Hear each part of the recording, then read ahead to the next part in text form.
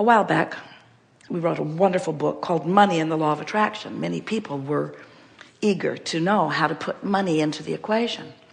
And from that, Jerry chose 60 predominant statements, our favorites and his. And we think that this 60 card deck of affirmation cards represents the best vibrational latitude that anyone could achieve for the allowing of well-being on all fronts, not just financial, to flow into your experience.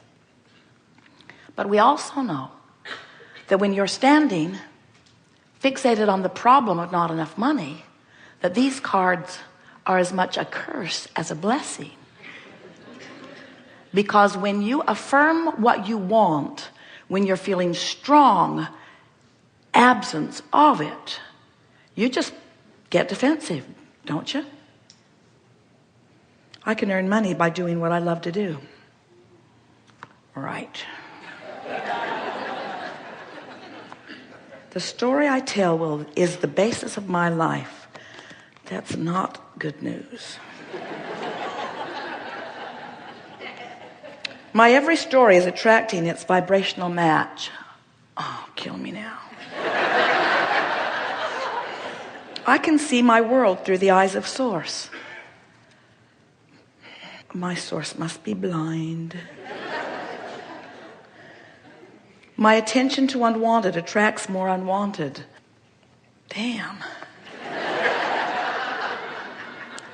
When you are standing in a place of not feeling good, not having what you want, not seeing the evidence of the prosperity that you want, and from that place of real fear or deep frustration or even anger, you make an effort to get it right. Your effort backfires because you're efforting against resistance. In other words, law of attraction doesn't effort against resistance. Law of attraction waits until you're a cooperative component and then just draws you with the other cooperative components, you see. So why would we so unwisely create such beautiful affirmations if they are so unuseful to those who need them most?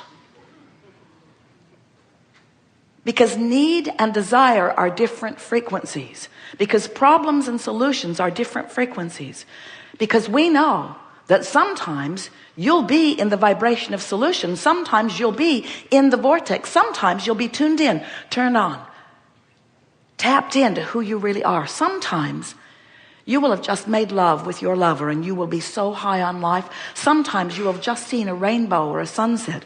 Sometimes you will have been petting your cat or listening to music. Sometimes you will have just come out of meditation. You will be feeling absolutely no resistance whatsoever. And when under those conditions from inside the vortex, you read or affirm, my life is as good as I allow it to be, sweet music to my ears. I'll read the other side of that card. I am always receiving the essence of what I am giving. So good to be in charge of my life. Welcome to planet Earth. You are here to have and seek joy. I can follow the trail of good feeling thoughts. In my appreciation, I allow myself to receive wonderful things. From inside the vortex, these feel so good. Goosebumps ripple up and down your body. And while you affirm from inside the vortex, you tune your frequency there. You practice the frequency of it. What good is that? It makes you less likely to be out of the vortex. It makes you more solution-oriented, less problem-oriented. It cues you up. It firms you up. It establishes your vibrational position in the universe, and everything in your world then shifts because your point of attraction shifts. You spend a day aware of the vortex and doing your best to get in, and once you know you're in, stay in. Milk it, milk it, milk it, affirm from inside the vortex. You shift your point of attraction so dramatically that every relationship that you have immediately shifts because you're no longer a match to the components of that person you work with, or that person you work for, or that person you live with, or those people that you know. You are no longer the same vibrational match to the people at the diner, or to the people in traffic, or to the people with whom you place your orders, or with the people with whom you co-create. When you shift your point of attraction, everything shifts. Everything shifts. Everything shifts.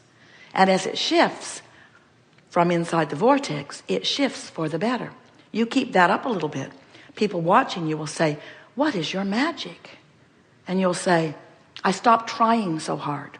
I discovered that effort was counterproductive, because the time I felt that I needed to offer the most effort was at the time I was offering the most resistant vibration. And I discovered I could not buck my own current. All I did was wear myself down, break myself down, defeat myself, and make it harder."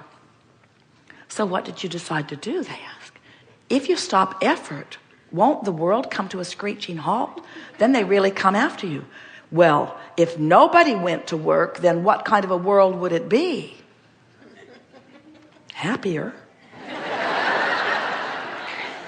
But that's not what we're suggesting. We're not saying don't go to work. We're saying don't go unless you're in the vortex. We're not saying don't have a meaningful conversation. We're saying don't have it unless you're sure you're in the vortex. We're not saying don't offer action. We are saying let action be inspired from inside the vortex, and the action not only will be profoundly more productive. Oh, the leverage from inside the vortex is almost uncalculatable. The effort from inside the vortex, the leverage from inside the vortex is huge, because you have the energy that creates worlds flowing through you, and the cooperative components are immense. But we're not encouraging you to offer effort from outside the vortex, because it backfires. Now, there are a lot of people, in fact, most everybody you know, spends most of their time outside the vortex. They don't know about vibration. They don't know what their emotions mean. They want to be positive, and they try, they make some effort to be, but they're not really managing their vibrational flow very well. So most people are outside the vortex most of the time.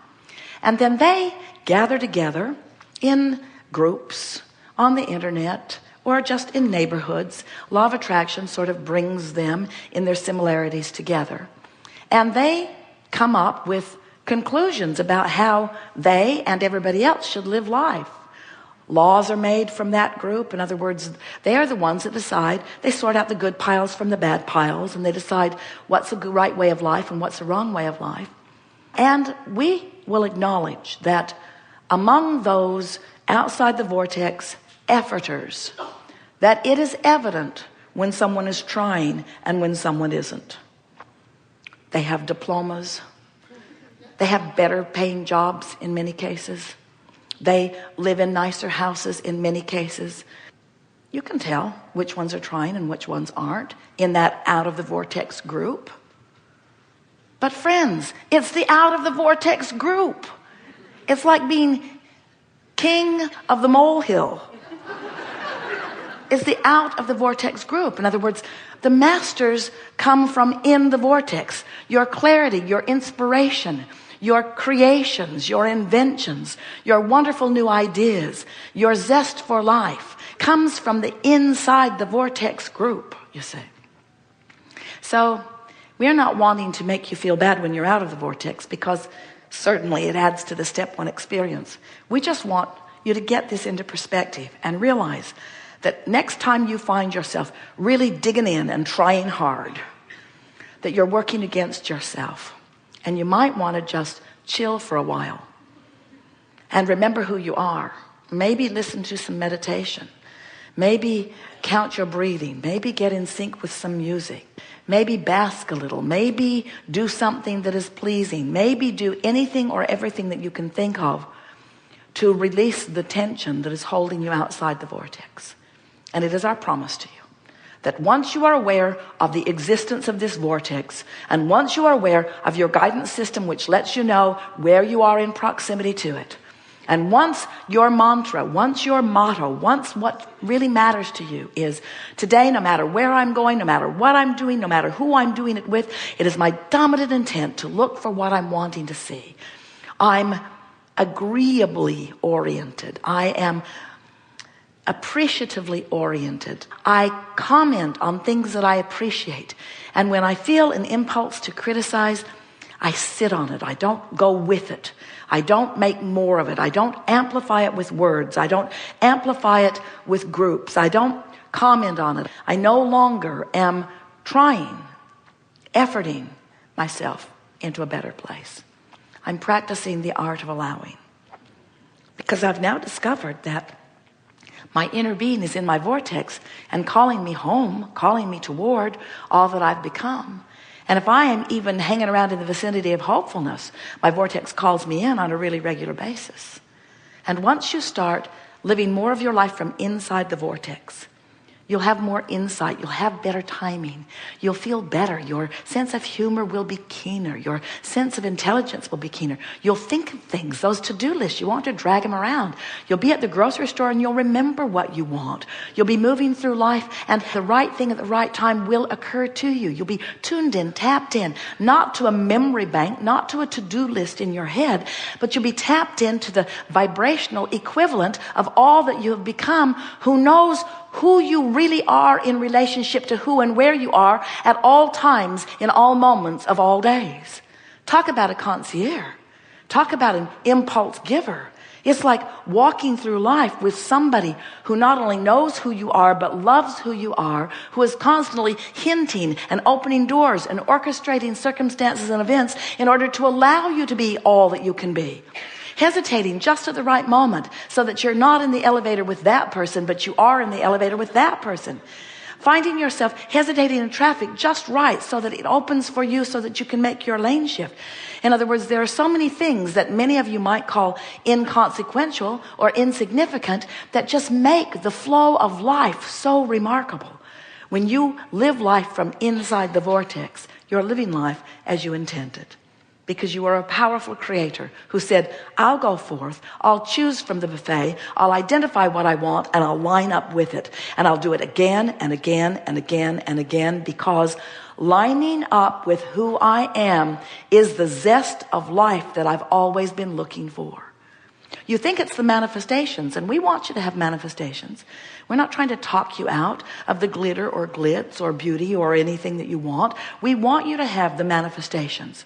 But we're here to tell you, you didn't sign on for the manifestations. You signed on for the movement toward what you want. You signed on for this 3-step process. You signed on for the choosing from the buffet, for the launching of the rockets, and for the exhilaration of lining up with who you really are. Coming home, coming home, coming home. So, we're eager to talk with you about anything you want to talk about. We don't want to have talked you out of any subject, because all subjects are appropriate. We want you to know that our role, if it is to be an advantage to you, is to stand here inside your vortex, firmly, clearly, knowing who you really are. And as we visit with you collectively, as we've been doing already here, or individually, as we choose you to come to the hot seat, it is our desire to offer insight and vibrational pathways to make it easier for you, easier for you, easier for you, easier for you to come into vibrational alignment with who you are. We want you to put the word ease, easy, in one of your good piles. Because there are a lot of people who believe that ease means lazy. And we want you to know that ease means leverage. Ease means alignment. Ease means lining up with the power and the energy and the resources of who you are. So, what do you want to talk about?